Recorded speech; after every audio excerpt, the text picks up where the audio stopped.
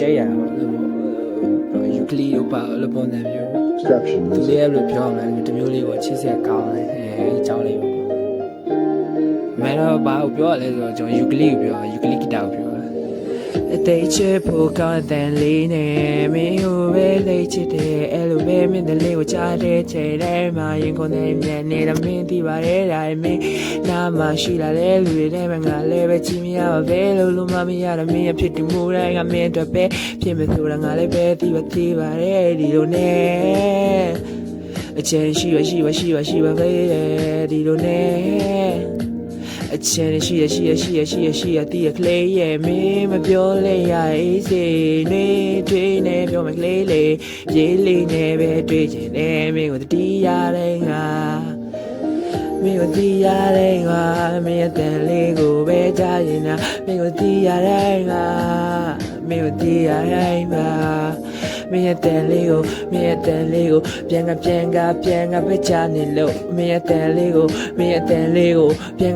ကလေးပဲငါချနေလို့ oh baby မင်းဒီမလား baby မင်းလေးဒီမလားမင်းရဲ့အကြောင်းများကိုပြောနေတာဒီမလားယူကလီဂီတာကိုပြောတာပါ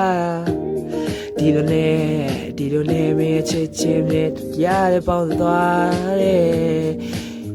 တဲ့များထိုက်သွားတယ်ဟိုတဲ့လာပါတယ်တဲ့များလေးဒူမင်းကိုပေါင်းစေဖို့တဲ့ကိုမတဲ့စင်စားတာများရှိတယ်နိုင်မင်းဒီဖို့ကောင်းတယ်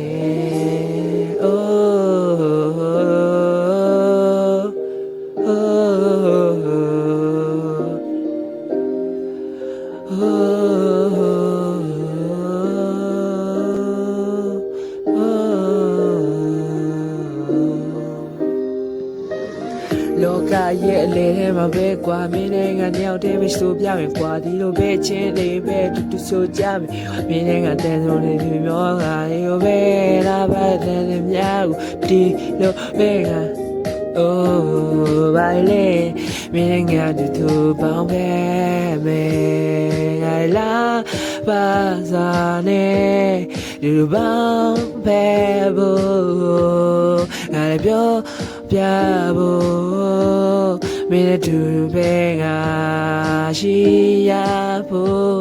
ငါလည်းကြိုးစားမယ်